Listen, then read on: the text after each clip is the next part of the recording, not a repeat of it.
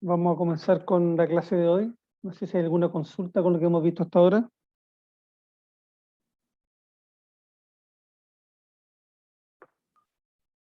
No, ¿No? ¿Ninguna? Manuel, Vicente. Bien, bueno, estamos ya en la recta final de la asignatura y entramos ya en tierra derecha con lo que es el diseño experimento.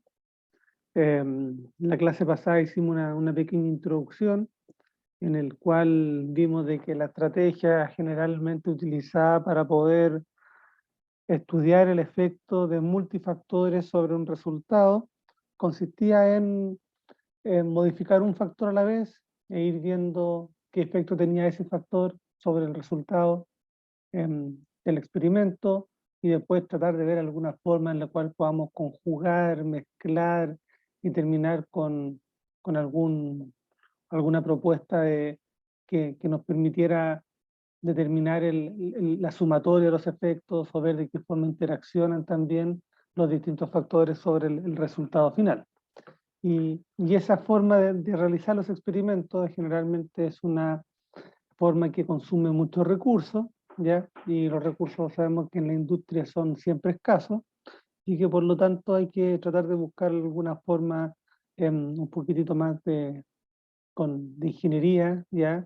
Para pensar desde el comienzo en cómo diseñar un determinado experimento para poder sacar el mejor provecho, no solamente en la utilización de los recursos, sino que también en la lectura del resultado. Entonces, lo que vamos a ver en la próxima semana es cómo poder em, comenzar a afrontar el diseño para utilizar la menor cantidad de recursos y además a partir de los resultados que obtengamos, el poder plantear en este caso un modelo, vamos a trabajar con un modelo lineal múltiple, y cómo ir descartando ciertos coeficientes para finalmente quedarnos con un modelo final. Entonces, vamos a comenzar en este diseño experimento con el diseño de bloques completos.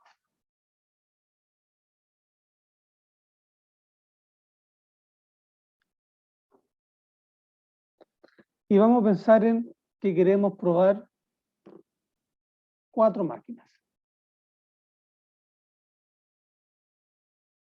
¿Ya? Tenemos una fábrica en la cual las 4 máquinas son responsables de un proceso de ensamblaje, ¿ya? De un determinado producto, y nos interesa conocer cuál de estas 4 máquinas es mejor que la otra para evaluar una posible adquisición o mejora al proceso.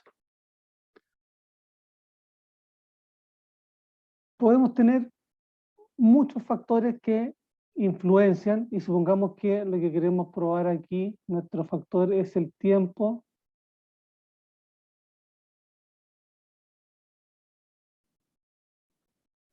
de ensamblaje. Entonces tenemos muchos factores ya que pueden ser considerados al momento de evaluar el resultado obtenido, ya relacionados con los materiales que se utilizan, con las metodologías que se utilizan, con la mano de obra que se utiliza, con el medio ambiente que relaciona y con, no me acuerdo, son las 5M que generalmente se utilizan para describir este tipo de factores. O sea, tenemos el medio ambiente, la mano de obra, la metodología, los materiales y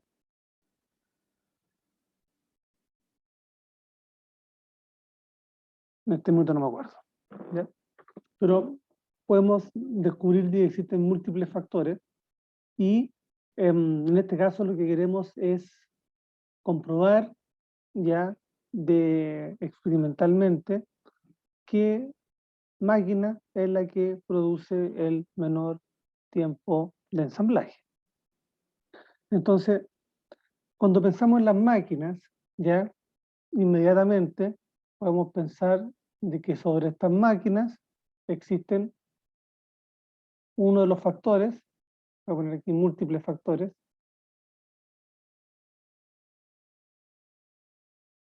y que uno de estos múltiples factores son los operarios.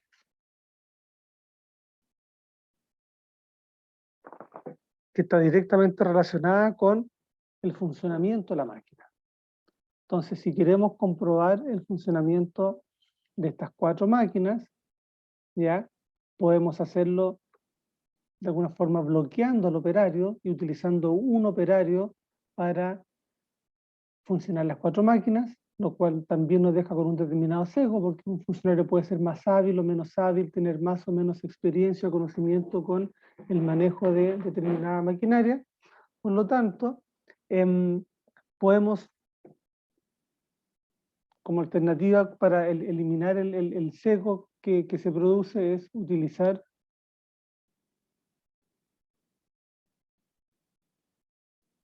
un operario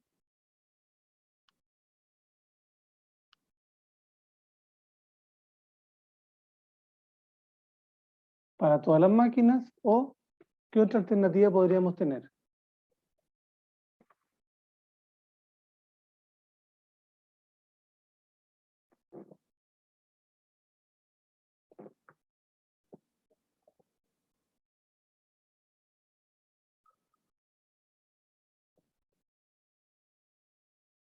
De esta forma no nos aseguramos que vamos a mantener el mismo resultado obtenido si cambiamos al operador.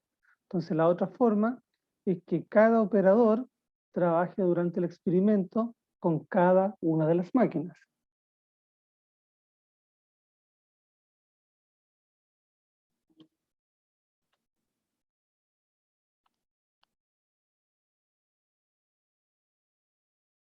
Y si bien de acuerdo a esta segunda forma, podemos tener a lo mejor quizás una mayor cantidad de experimentos, esta estrategia vendría a ser más recomendable. O sea, tenemos que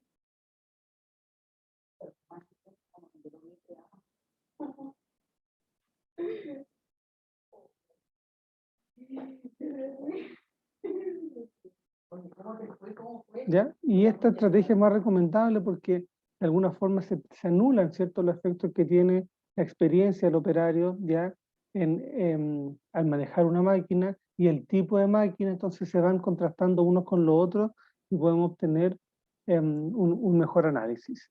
Entonces, el utilizar un operador con cada máquina, ¿ya?, va a recibir el nombre entonces de bloqueo. Ya, cariño. Ya, un besito. Chao. Chao, chao. Sí, chao.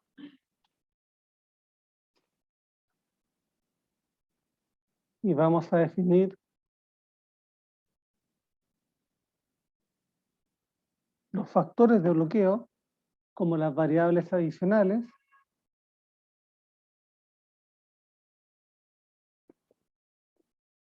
al factor de interés,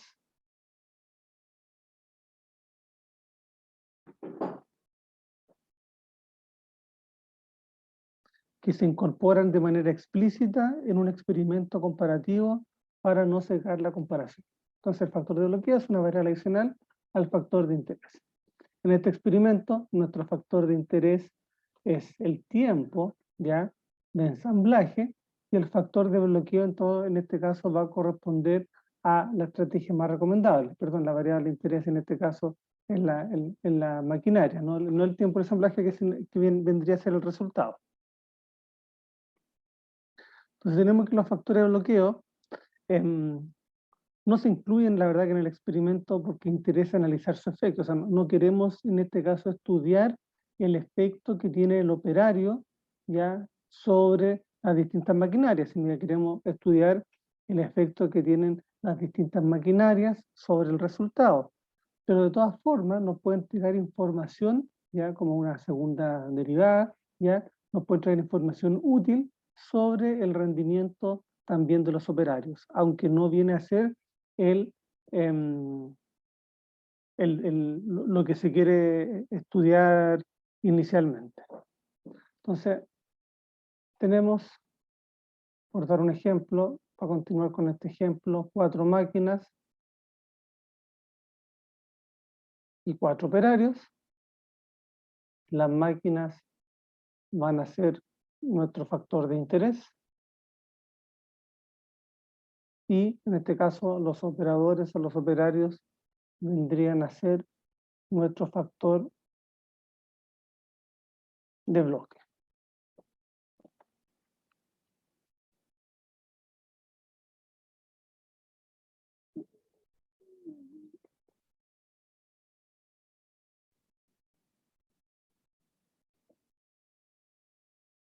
En los diseños de bloques completos al azar, DBCA y la sigla, diseño de bloques completo al azar, ya que es lo que estamos viendo ahora, vamos a tener 3 fuentes de variabilidad.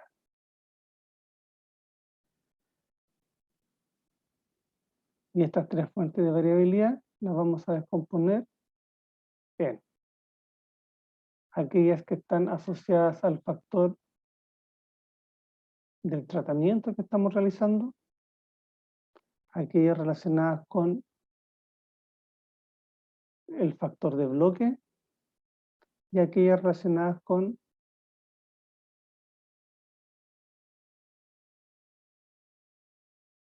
el error aleatorio. Entonces, al tener 3 fuentes de variabilidad, nos grita ya un poco con lo que hemos aprendido ahora, de que es aplicable esta descomposición de las fuentes de variabilidad en un análisis de la varianza.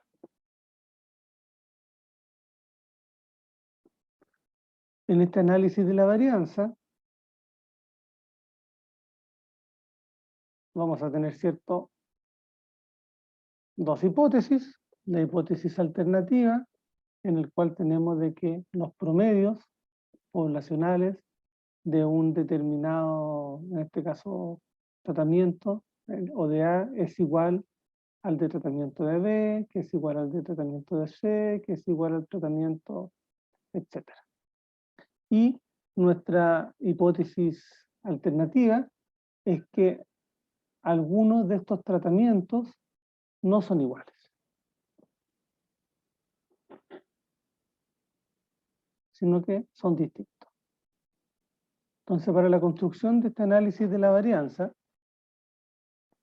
tenemos nuestra fuente de variación, los grados de libertad, la suma de los cuadrados, el promedio y un valor de F.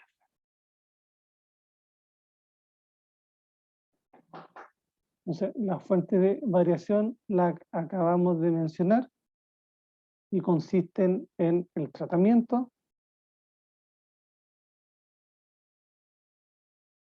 en bloque,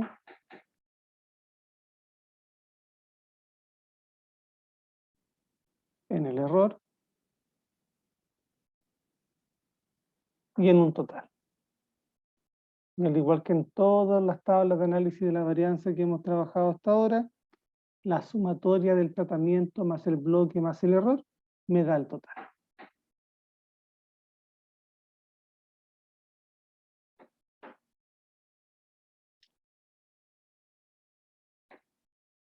Entonces partamos con los grados de libertad. Los grados de libertad totales, siempre la cantidad de datos que tenemos menos 1. La cantidad de tratamientos lo vamos a definir como K menos 1, donde K es el número de tratamientos que queremos probar. Los grados de libertad de los bloques van a ser B menos 1, donde B va a consistir en la cantidad de bloques que vamos a utilizar en nuestro experimento, y el error lo sacamos por descarte, ¿cierto?, que va a corresponder entonces a K menos 1 multiplicado por B menos 1. Y sabemos de que la suma de los grados de libertad me tienen que dar los grados de libertad totales.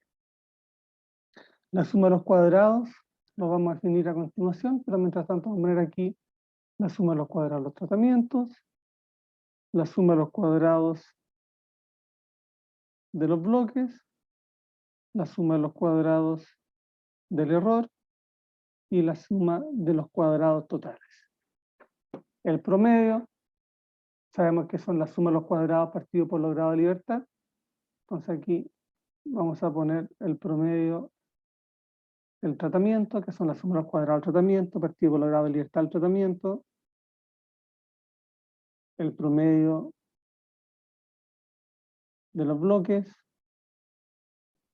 y el promedio del error, que recordemos que el promedio del error es igual que el error cuadrático medio, y después tenemos ahora nuestro estadístico de pruebas, que es lo que vamos a utilizar para contrastar si que efectivamente se cumplen o no nuestras hipótesis, que en el primer caso va a ser, vamos a tener dos, uno para el tratamiento, donde vamos a dividir el promedio del tratamiento partido por el promedio del error, y el segundo vamos a evaluar el bloque. Entonces vamos a tener el promedio del bloque partido por el promedio del error. Entonces, ahí tenemos entonces nuestra tabla de análisis de la varianza. Entonces vamos a ver ahora un ejercicio de cómo completar esta tabla, cómo obtener la columna de la suma de los cuadrados y de acuerdo al valor F que nos da, determinar si es que se están cumpliendo o no nuestras hipótesis nulas y qué significaría. Entonces, vamos a tener, como les comentaba, 4 máquinas.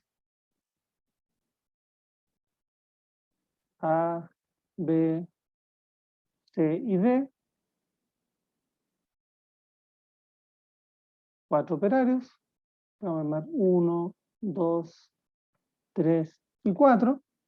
Y de acuerdo a esto, en el cual tenemos definidas las máquinas como el tratamiento y los operarios como los bloques, vamos a diseñar nuestro experimento. Y en este caso tenemos que para cada máquina A, B, C, D se hace una prueba con cada operario. 1, 2, 3 y 4.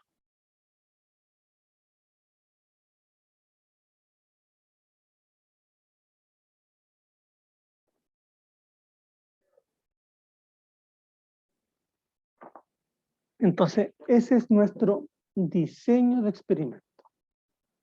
Para esta celda de acá, A1, ya significa de que el operario 1 está trabajando con la máquina 1. En la celda A2, el operario 2 está trabajando con la maquinaria A. Y así sucesivamente. Entonces, vamos a suponer de que este es nuestro diseño y a partir de este diseño se realizó un experimento, ¿ya? Y los experimentos se obtuvieron sin réplicas, en este caso, con la siguiente información. El operario 1 en la máquina A se demoró 6 minutos, en la máquina B se demoró 7 minutos, en la máquina C se demoró 10 minutos y en la máquina D se demoró 10 minutos. El operario 2 en la máquina A se demoró 9 minutos, en la B se demoró 10, en la C 16, en la D 13. El operario 3 se demoró 7 minutos en la primera, 11, 11 y 11 en la B, C y D. Y el operario 4 se demoró 8 minutos en la primera, 8 minutos en la segunda, 14 en la maquinaria C y 9 minutos en la maquinaria D. Entonces, con esta información, ¿ya? Vamos aquí ahora a completar la tabla con los totales.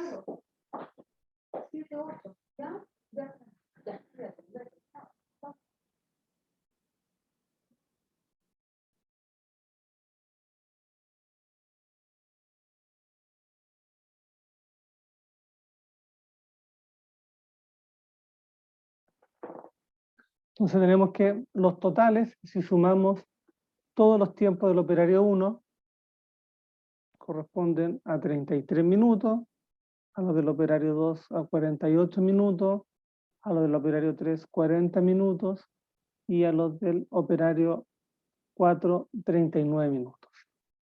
Si sumamos ahora los tiempos de cada máquina, tenemos de que el primero tiene una suma de 30 minutos, el segundo de 36, el tercero 51, el cuarto de 43, y la suma de todo me da la suma global 160 minutos. Entonces, a partir de esta tabla, ¿qué resultado podríamos leer?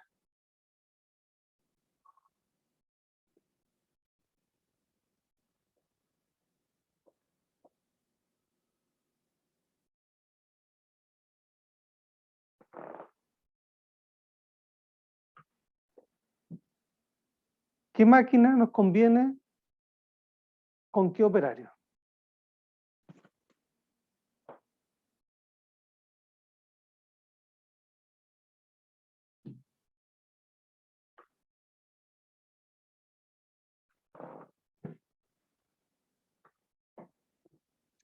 Me interesa hacer un análisis ya de inferencia para determinar, no solamente recordemos de que estos resultados son el resultado de una muestra. Y lo que nos interesa es ver el comportamiento de la población. Entonces tenemos los totales, aquí voy a poner aquí, además podemos también calcular los valores promedios de que es 7,5, que es 30 dividido en 4, 36, 9, 51, 10,75 y 43, 12,75. Entonces, vamos a completar nuestro análisis de la varianza. Y para calcular la suma de los cuadrados totales, tenemos dos formas de hacerlo. Una, que la suma de los cuadrados totales sabemos que es la sumatoria de todos los puntos menos el promedio al cuadrado. Y eso lo podemos calcular como la varianza poblacional multiplicado por la cantidad de datos. Entonces podemos calcular la varianza de los 16 números que tenemos. Voy a poner aquí la varianza de I, lo multiplicamos por 16 y me da la suma de los cuadrados totales. Profe, ¿Sí? ahí los promedios del 51 y el 43 están al revés. Ah, tienes toda la razón. Gracias.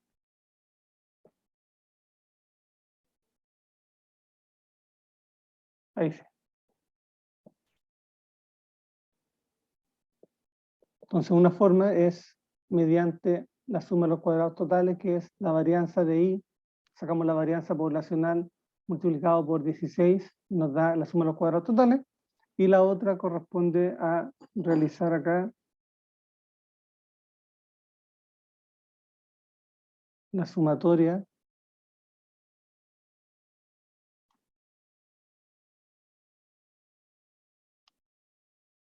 de cada uno de los I, de todos los valores, que en este caso vendría a ser 6 al cuadrado, más 7 al cuadrado, más 10 al cuadrado, más 14 al cuadrado, más 9 al cuadrado. O sea, tenemos la sumatoria de todos los valores, de todos, totales, ¿ya? Menos la sumatoria de I al cuadrado, que es el I total. El I total en este caso es 160 al cuadrado partido por N, que es 16. Entonces aquí tenemos de que por cualquiera de estos dos métodos, la suma de los cuadrados totales me va a dar igual a 108. Ahí vamos a sacar la suma de los cuadrados del tratamiento. Y para sacar la suma de los cuadrados del tratamiento, vamos a tener que esto es la sumatoria de los I del tratamiento al cuadrado partido por B, menos los I totales al cuadrado partido por N. Y esto entonces ahora utilizamos los valores del tratamiento, que en este caso los del tratamiento corresponden a los las maquinarias, ¿cierto? Eso es lo que estamos tratando de calcular, por lo tanto corresponden a los totales que tenemos aquí en la última columna de totales. Entonces esto va a corresponder aquí a 30 al cuadrado, más 36 al cuadrado, más 51 al cuadrado, más 43 al cuadrado. Todo esto dividido por la cantidad de tratamientos que tenemos, B, y eso menos 160 al cuadrado partido por 16. Entonces ahora tenemos que la suma de los cuadrados del tratamiento es igual a 61,5. ¿Ah?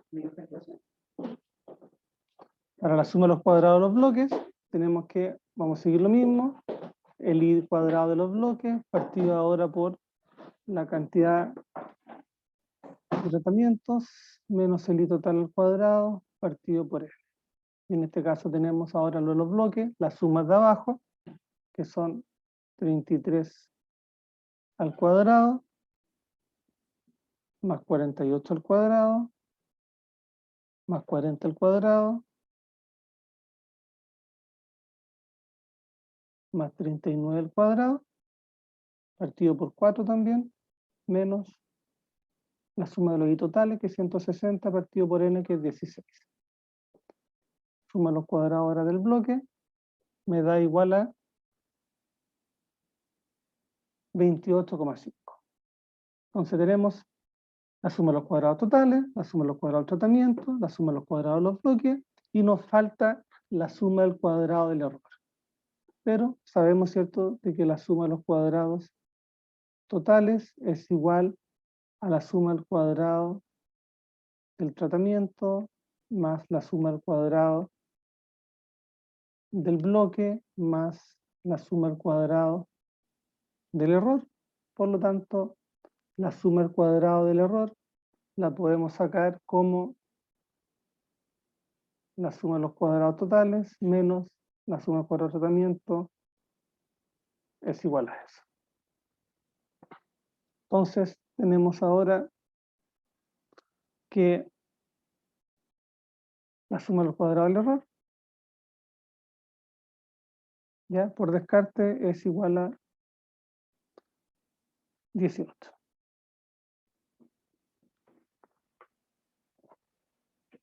Entonces, con ese dato vamos a ir a completar nuestra tabla de análisis de la varianza. Entonces tenemos acá la fuente de variación, los grados de libertad, la suma de cuadrados, el promedio y el estadístico de prueba F. Donde en la fuente de variación tenemos el factor, que son las máquinas, tenemos el bloque, que son los operadores, tenemos el error y tenemos el total.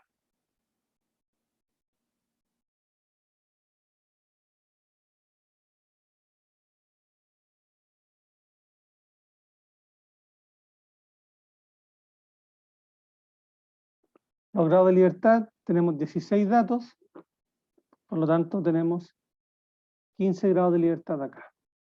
Tenemos 4 factores, por lo tanto 4 menos 1, tenemos 3 grados de libertad de máquina, tenemos 4 bloques, por lo tanto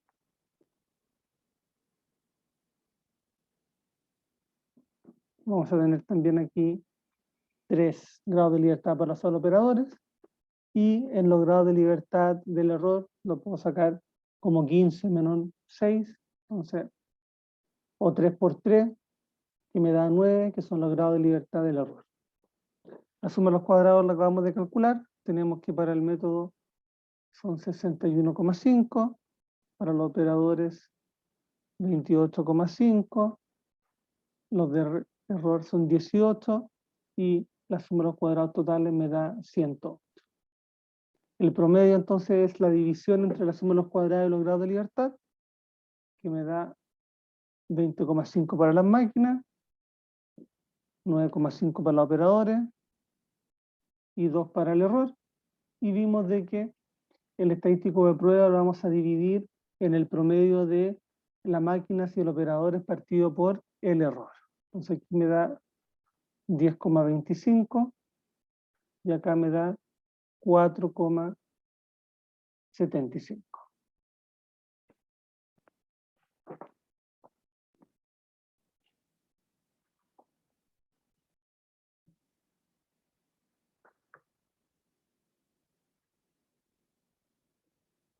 Entonces, podemos ver de que estos valores de F son relativamente altos, ¿ya? Y obviamente va a depender del nivel de significancia que nos demos, pero recordemos que esto va de 0 a más infinito, y aquí con un cierto nivel de significancia obtenemos el valor de un F pivote, pero estos valores al ser relativamente altos, lo más probable es que nos encontremos en la zona de rechazo, ¿ya? El 10 de todas maneras, el 4,75 puede que esté ahí más o menos cerquita del límite dependiendo del nivel de significancia que nos demos. Entonces, para determinar si es que el tratamiento es efectivo, ¿ya? O si las diferencias que hay son significativas, vamos a utilizar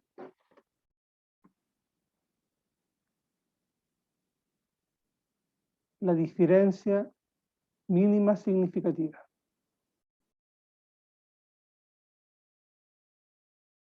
Lowest Significance Difference, LSD, para hacerlo más fácil. Y tenemos de que para el tratamiento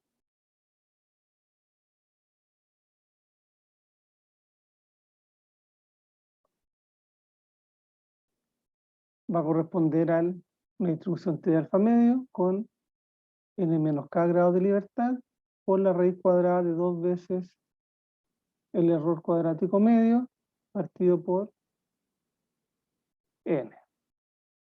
Y que para los bloques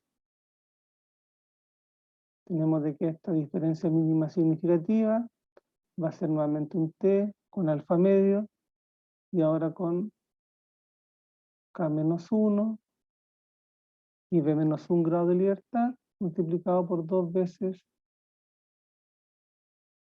el error cuadrático medio partido por la cantidad de bloques que tenemos. Y este valor de acá, para el bloque me va a dar igual que es igual a 2,26 con un 95% de confianza, ya que corresponde a este valor de acá multiplicado por 2 veces la raíz del error cuadrático medio. El error cuadrático medio lo podemos obtener de nuestro análisis de la varianza, que corresponde al promedio del error.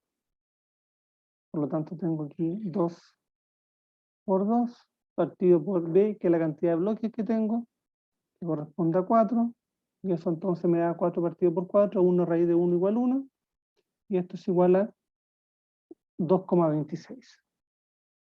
Entonces, quiero comprobar ahora, ¿ya?, las diferencias poblacionales a partir del resultado de las diferencias muestrales. Y para eso voy a utilizar este valor de aquí, que es lo que acabo de calcular, que es el mínimo valor que me provoca una diferencia significativa, y si se dan cuenta, esto proviene despejando el promedio de A es igual al promedio de A más menos T por S partido por la raíz de, cuando vimos en alguna oportunidad inferencias sobre las medias y los intervalos de confianza. Entonces,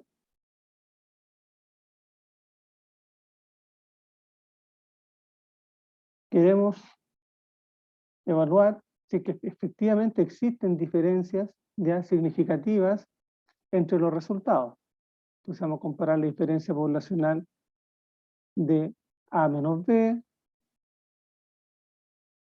de A menos C, de A menos D, de B con C, de B con D y de C con D. Si es que existen estas diferencias poblacionales, como a partir de el análisis muestral. Entonces la diferencia de la media de A menos la media de B, podemos ir nuevamente aquí a nuestra tablita y tenemos en los resultados obtenidos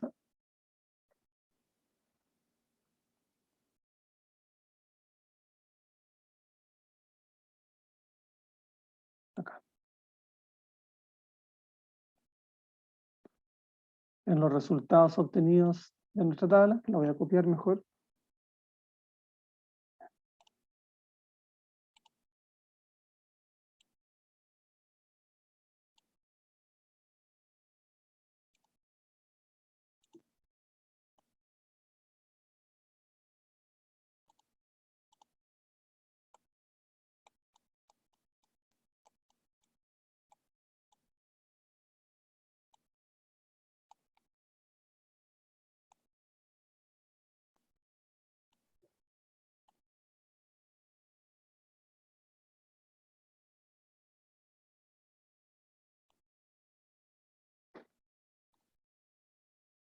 Entonces tenemos que la media poblacional de A corresponde a 7, perdón, a la media muestral de A corresponde a 7,5 y la de B a 9, entonces tenemos de que el resultado de esto es menos 1,5. Nos interesa ahora, eso sí, evaluar el valor absoluto y compararlo con este 2,26.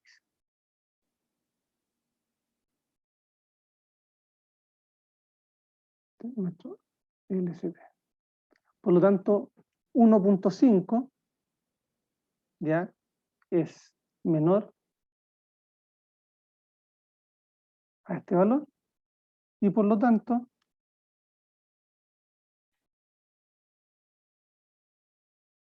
nuestra conclusión es de que no es significativa esta diferencia. Para que esta diferencia sea significativa, la diferencia del valor muestral tiene que ser mayor al LSD.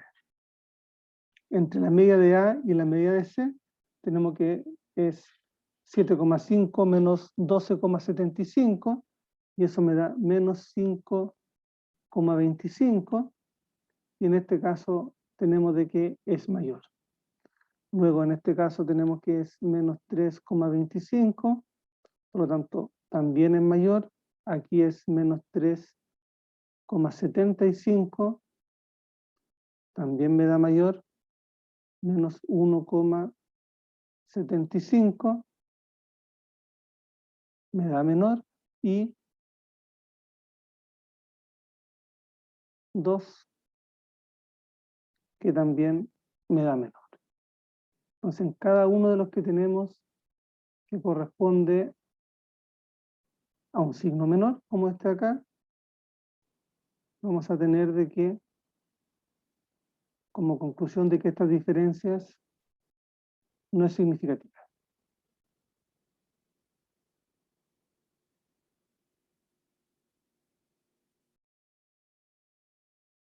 Y como resultado todo el resto de estas que sí son mayores, vamos a poner aquí que sí son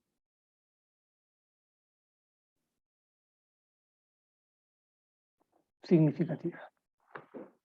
Entonces nuestra conclusión es de que la máquina A es diferente de la máquina C y es diferente de la D, que la máquina B es diferente de la máquina C, que si bien el promedio de A es menor y que por lo tanto es mejor que la máquina C y que la máquina D, no podemos concluir de que sea mejor que el de la máquina B, porque como tenemos acá, entre estas dos de acá, entre A y B, que finalmente lo que podemos decir que llegan ahí un poco al empate, porque es mejor que todo el resto, pero no podemos concluir ya estadísticamente con un 95% de confianza de que en este caso la máquina de A sea mejor que la máquina de B.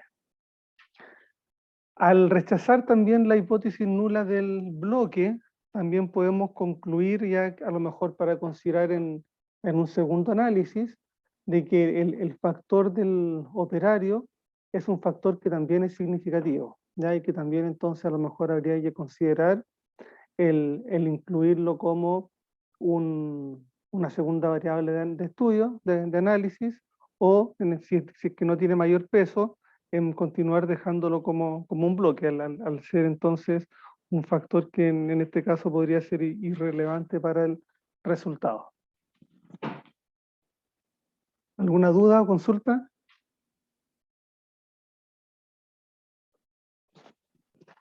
No, profe. Okay. En la siguiente clase, y lo que van a ver también en la ayudantía de esta semana, está relacionado con el diseño factorial. El diseño factorial. ¿No?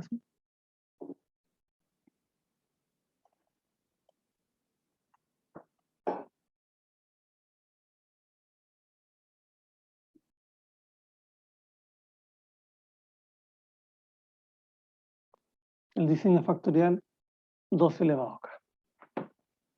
Entonces, al realizar un diseño por bloque, también es una forma que nos consume muchos recursos. ¿De qué forma podemos evitar este consumo de recursos? Es mediante el diseño factorial, ¿ya? Entonces el diseño factorial tiene como ventaja que es sumamente eficiente, ¿ya? Entonces me va a entregar la mínima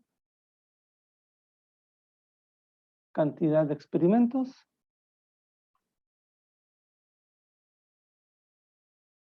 para obtener un modelo lineal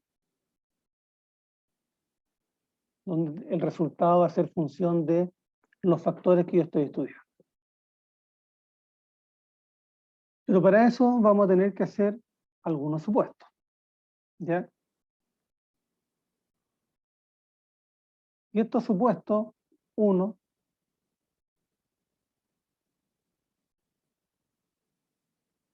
es que hay una relación lineal entre las variables. Y esta relación lineal lo que nos va a permitir es realizar el diseño experimento en 2 niveles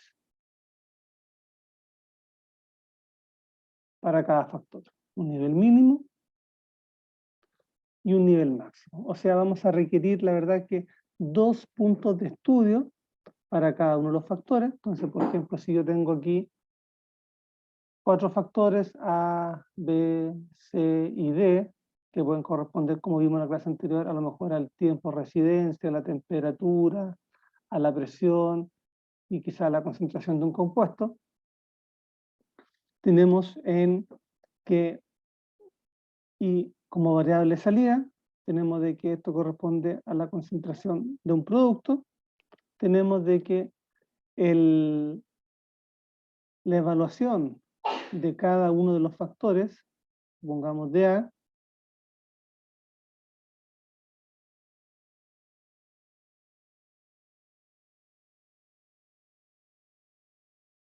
la vamos a utilizar solamente en 2 niveles. En un nivel mínimo de A y en un nivel máximo de A. Y que los valores obtenidos, que puede ser por ejemplo este valor de C y este valor de C, entre estos valores, al tener solo 2, tienen un comportamiento lineal. Entonces ese es un supuesto sumamente importante que nos va a permitir entonces el poder desarrollar esta metodología. Y para esto necesitamos conocer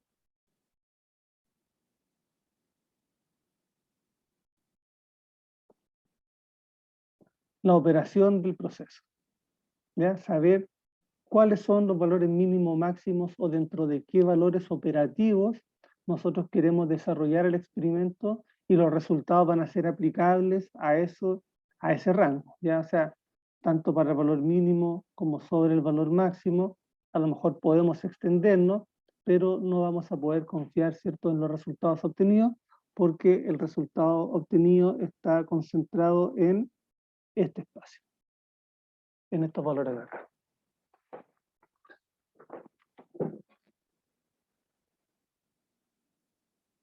Entonces, el diseño 2 elevado acá,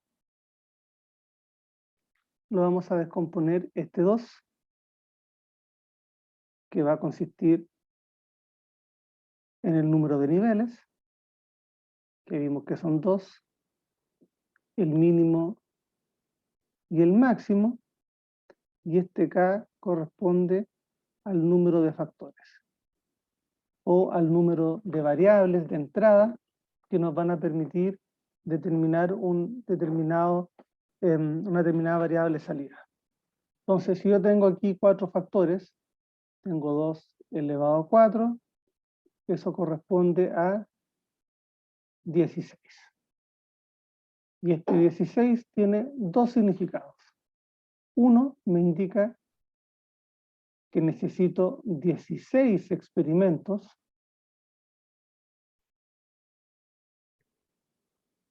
porque necesito mejor un mínimo de 16 experimentos. Y lo segundo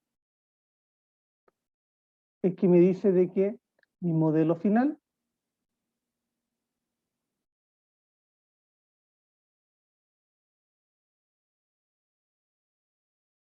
va a estar compuesto por 16 términos. O sea, voy a tener un intercepto más 15 beta que acompañan algún factor. Voy a tener el factor A solo, el B solo, el C solo, el D solo, y después además voy a tener las distintas interacciones que tenga el modelo. Entonces, para hacerlo más o menos simple, si tengo dos factores, esto me significa que tengo que hacer 4 experimentos, que estos 4 experimentos me va a terminar dando como resultado un modelo en el cual tengo 4 términos, beta 0 más beta 1 por A, más beta 2 por B, más beta 3 por A por B. Entonces ahí tengo los 4 experimentos. ¿Cuáles son los 4 experimentos que tengo que realizar? Los 4 experimentos que tengo que realizar van a ser las distintas combinaciones de A y de B, cada uno con sus valores mínimos y máximos.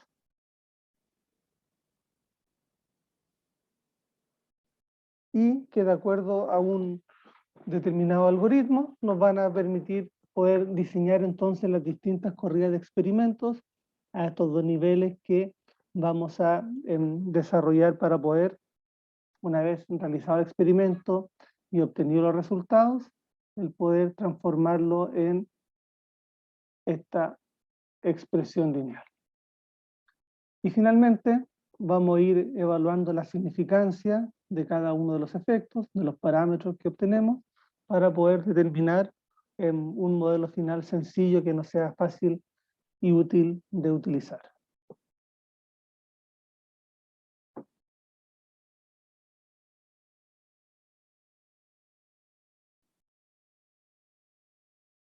Entonces tenemos que los factores es nuestra variable que cambia sobre el resultado y que trabajamos con dos niveles.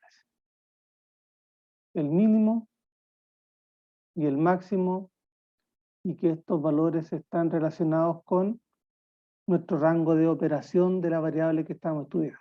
Por lo tanto, tenemos que conocer bien el proceso y saber cuáles son los rangos en los cuales queremos trabajar. Como podemos tener en estos factores distintas unidades y magnitudes, dependiendo de la variable en estudio, lo que conviene es hacer una normalización, ¿ya? Para trabajar siempre en una misma escala. Y para normalizar, vamos a tomar el valor de la variable y lo vamos a restar al promedio y dividir por el rango partido por 2. Entonces, por ejemplo, si estoy trabajando con la temperatura, y mi temperatura mínima son 10 grados Celsius, y mi temperatura máxima son 50 grados Celsius. Estoy trabajando con la presión, donde mi presión mínima es 1 atmósfera, y mi presión máxima son 5 atmósferas. Estas variables yo las voy a normalizar. 10 menos el promedio entre 10 y 50, que son 30, partido por el rango, que es 40 dividido en 2, que es 20. Entonces 10 menos 30 menos 20 dividido en 20 me da menos 1. Aquí voy a tener que esto es 50 menos 30 partido por 20, y es igual más 1. Para esto va a ser 1 menos 3 dividido en 2, y esto va a ser 5 menos 3 dividido en 2, y esto me va a dar menos 1, y esto me va a dar más 1, y así yo tengo de que para cada valor mínimo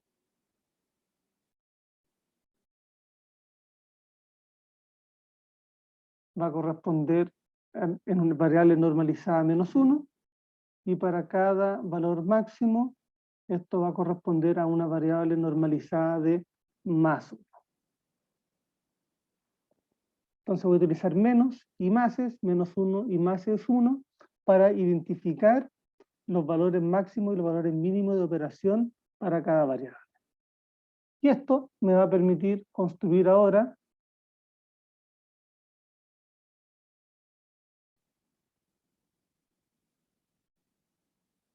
un modelo normalizado. Y ojo con esto, porque lo que vamos a evaluar siempre va a ser el modelo normalizado. Pero luego, para poder trabajar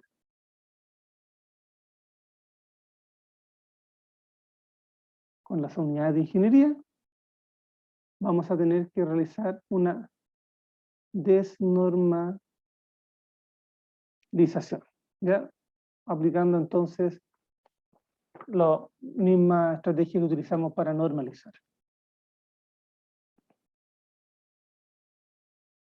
Entonces, volviendo al caso, en este caso de ejemplo, en el cual tenemos el tiempo, la temperatura y la presión como factores en la concentración de un producto, donde el tiempo a lo mejor va entre 5 y 15 minutos, la temperatura entre 10 y 50 grados Celsius y la presión entre 1 y 5 atmósferas. El diseñar un experimento ahora con 2 elevado a 3 me significa de que tengo 3 factores en 2 niveles y que por lo tanto necesito realizar 8 experimentos. Esos 8 experimentos son 1, 2, 3, 4, 5, 6, 7, 8, que son las corridas, son los experimentos que voy a realizar, y tengo acá cada uno de mis factores, que es A, B y C, donde A es el tiempo, B la temperatura y C es la presión.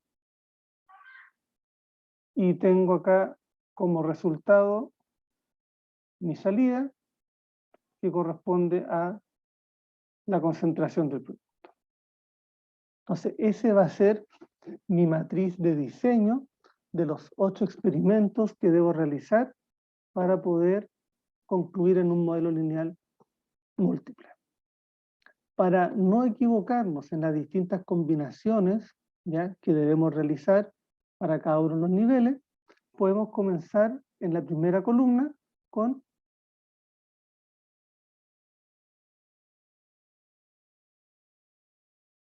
una secuencia intercalada de signos negativos y signos positivos. Podemos comenzar con positivo, con negativo, pero para no confundirnos, sugiero seguir este mismo procedimiento. Comenzamos entonces en la primera fila, primera columna, con la condición negativa y vamos intercalando positivo y negativo hacia las distintas filas.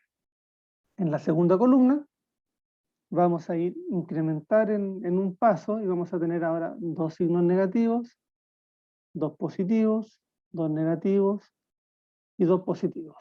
Y en la última vamos a tener ahora 4 signos negativos y 4 signos positivos. Si tuviera 2 elevado a 4, 4 factores, tendría que ser 16 experimentos, para abajo continuaría igual, y mi última columna serían, en este caso, 8 signos negativos y luego 8 signos positivos. Mediante esto yo me aseguro de completar todas las combinaciones. O sea, aquí no tengo que empezar a preocuparme de si es que que es muy fácil cuando tenemos más, 8 o incluso más experimentos, de poder ir viendo todas las distintas combinaciones, de que se nos repita alguna, de que se me quede alguna fuera. O sea, de esta forma me aseguro de haber realizado todas las posibles combinaciones. Es importante comprobar de que la sumatoria de cada una de estas columnas me tiene que dar igual a 0. De aquí yo tengo, por ejemplo, que el experimento 4, que es este de acá, corresponde al tiempo en su valor máximo, a la temperatura en su valor máximo y a la presión en su valor mínimo. O sea, esto corresponde aquí a 15 minutos, 50 grados Celsius y una atmósfera.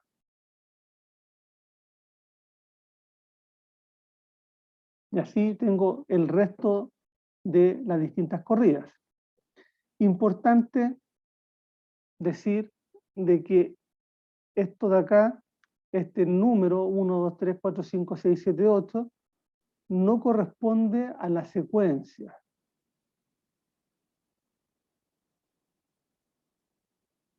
No es la secuencia en el cual tenemos que realizar los experimentos. Este orden simplemente nos permite y nos ayuda a poder diseñar ya nuestra matriz de experimentación para evitar las confusiones. Una vez de que tenemos nuestra matriz, estos números deberíamos hacer un sorteo para que el experimento o las corridas sean completamente aleatorias. O sea, ese número simplemente nos ayuda al diseñar el experimento. Y una vez que tenemos nuestro diseño, sabemos cuáles son nuestras condiciones para cada uno, realizamos cada uno de estos 8 experimentos y vamos a obtener aquí como resultado distintos valores de concentración de salida.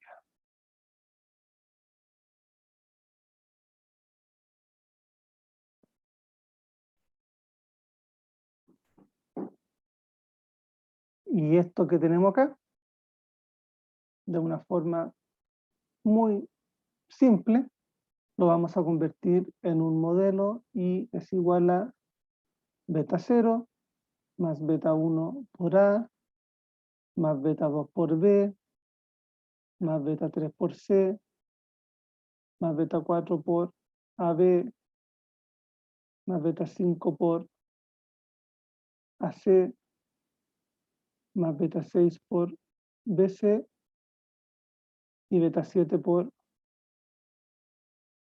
ABC. Entonces aquí tengo mi modelo en el cual yo tengo los 8 términos correspondientes a los 8 experimentos que realicé, y a partir de un análisis voy a ver si es que me quedo con todos los términos porque son significativos, o si puedo ir descartando varios de ellos y quedarme con un modelo que sea más sencillo y fácil de operar. Entonces en la siguiente clase vamos a ver, una vez obtenidos estos resultados, y a partir de nuestra matriz de experimentación, cómo obtener entonces los coeficientes de este modelo. ¿Alguna duda? ¿Alguna consulta?